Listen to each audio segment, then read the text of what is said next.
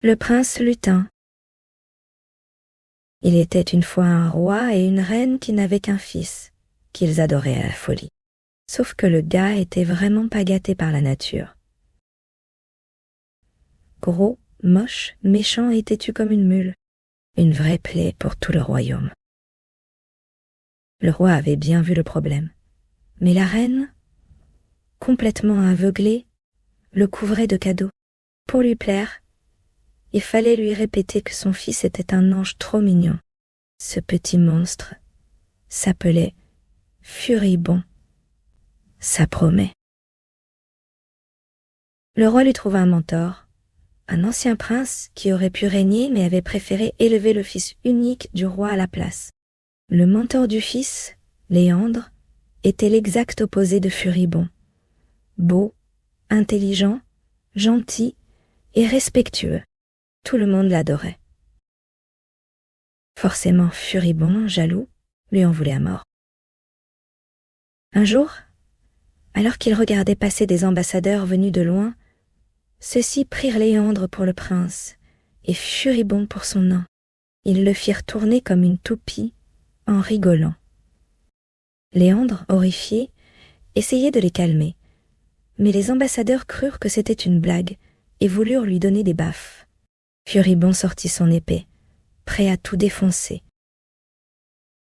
Mais le roi arriva à temps pour éviter le drame.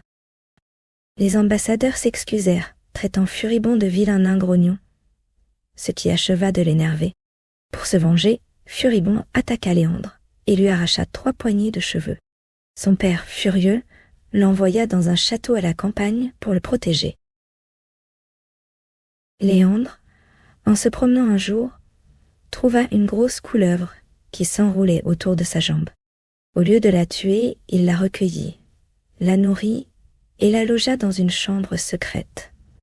La bestiole, super reconnaissante, lui faisait des petits signes mignons dès qu'il entrait. Pendant ce temps, à la cour, tout le monde détestait Furibond et regrettait Léandre. Furibond, vexé, menaça sa mère de se suicider si elle ne tuait pas Léandre. La reine, jalouse de la beauté de Léandre, organisa un piège. Elle envoya Furibond à la chasse avec des tueurs à gages en leur disant de buter Léandre quand il passerait. Sauf que un lion attaqua Furibond. Tout le monde se barra. Sauf Léandre, qui sauva son ennemi au péril de sa vie. Furibond, ingrat, ordonna aux assassins de le tuer quand même. Léandre se défendit comme un fou et les tua tous. Furibond, rageur, lui interdit de revenir. Léandre décida de voyager, mais avant de partir, il alla dire au revoir à sa couleuvre. En ouvrant la porte, il tomba sur une superbe fée en robe scintillante. « Je suis la fée gentille, dit-elle. Tous les 100 ans, je me transforme en couleuvre pendant 8 jours. Si on me tue pendant ce temps, c'est la fin. Tu m'as sauvé, alors je te donne un cadeau. Tu peux devenir roi, super riche, super intelligent, ou lutin. Lutin? Lutin? À quoi ça sert? À tout. Tu deviens invisible. Tu te téléportes. Tu voles. Tu traverses les murs. Je prends lutin. » La fée lui donna un petit chapeau rouge. Quand il le mettait, il devenait invisible. Elle lui offrit aussi 3 roses magiques. Une pour avoir de l'argent à volonté, une pour détecter les faux amis, et une pour ne jamais tomber malade. Léandre, trop heureux, décida de se venger de Furibond. Il se téléporta dans le palais et cloua l'oreille de Furibond à une porte. « Si, si !» Puis il lui balança des pierres, le fit trébucher et le laissa clouer au lit. Ensuite, il voyagea, sauva des fiancés forcés de se marier, punit des frères tyranniques, et finit par rencontrer Abricotine, une servante de la princesse de l'île des plaisirs tranquilles. Un endroit magique où on ne vieillit pas, gardé par des Amazones. Grâce à son pouvoir de lutin, Léandre entra dans l'île, invisible. Il fit des farces, remplaçant le chat à table pour bouffer à sa place, offrit des cadeaux, des poupées habillées à la mode du monde entier, et finit par se montrer à la princesse en chantant. Elle tomba folle amoureuse, mais sa mère, une fée ultra stricte, refusait qu'elle épouse un humain. Pendant ce temps, Furibond, devenu roi, attaqua l'île avec une armée. Léandre négocia, lui offrant des tonnes d'or, puis lui coupa la tête en mode invisible. La fée mère finit par céder, grâce à l'intervention de la fée gentille. Léandre épousa la princesse, l'île fut transportée dans son royaume, et tout le monde vécut heureux. Moralité: un chapeau magique est supérieur à une armée. Sauver une couleuvre, c'est le meilleur investissement de ta vie. Et surtout, méfie-toi des mecs qui s'appellent Furibond. The Prince of Sprites. Once upon a time, there was a king and queen who had only one son, a boy they loved to madness. Problem was, the kid was not blessed by nature. Fat, ugly, mean, and stubborn as a mule. A total nightmare for the kingdom. The king saw the issue, but the queen, completely blinded by love, spoiled him rotten. To please her, you had to swear her son was a perfect little angel. This little monster was named Furibond. Yeah, that kind of name? The king hired him a tutor, a former prince who'd given up his own claim to the throne to raise the royal heir instead. The tutor's son, Léandre, was Furibond polar, opposite, handsome, clever, kind, and respectful. Everyone adored him. Naturally, Furibond hated his guts. One day, while watching foreign ambassadors pass by, the diplomats mistook Léandre for the prince and Furibond for his jester. They spun him around like a top, laughing. God! Léandre, horrified, tried to explain. But the ambassadors thought it was part of the act and went to flick Furibond's nose. Furibond whipped out his sword, ready to stab someone. But the king arrived just in time. The ambassadors apologized, calling Furibond a grumpy little troll, which only made him more furious.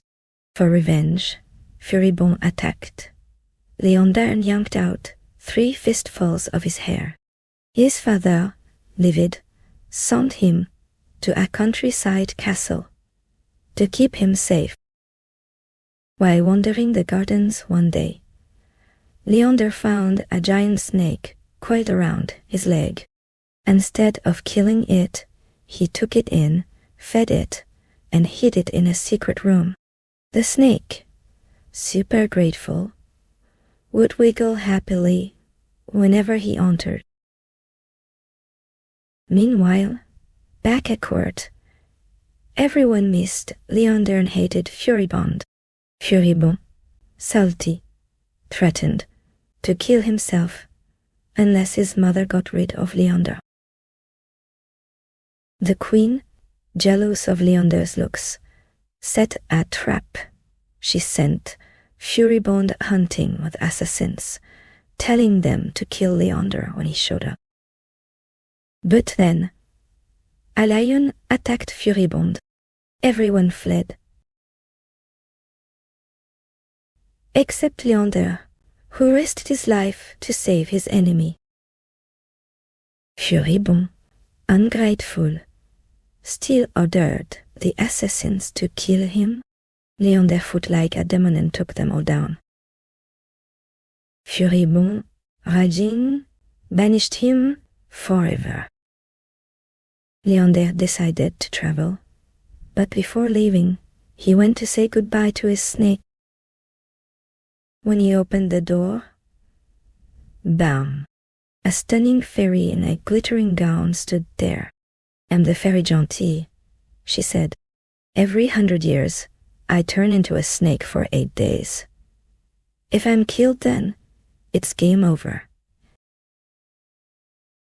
You saved me, so here's your reward. I can make you a king, filthy rich, a genius, or a sprite." "A sprite? What's the point?" "Everything. You turn invisible, teleport, fly, walk through walls. Il take sprite."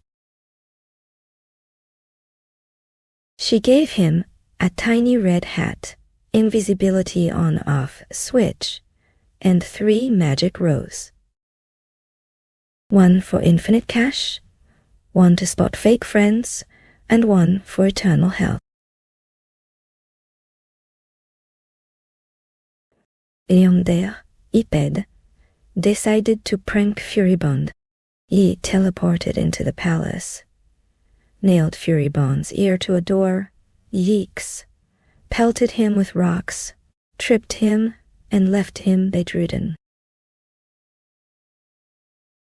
Then he traveled the world, saved forced brides, punished abusive brothers, and met Apricotine, a servant of the princess of the Isle of Tranquil Pleasure, a magic island where no one aged, guarded by Amazons. Using sprite powers, Léandre sneaked in invisible. He pranked the princess, ate her dinner as her cat, gave her gifts, dolls in global fashions, and finally revealed himself by singing.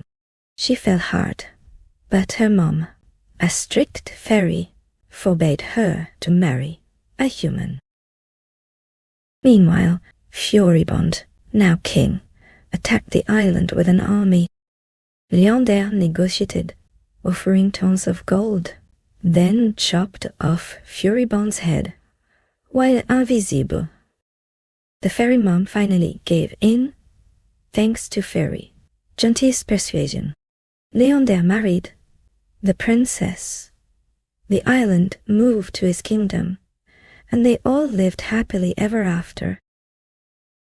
Morale of the story: a magic hat is stronger than an army.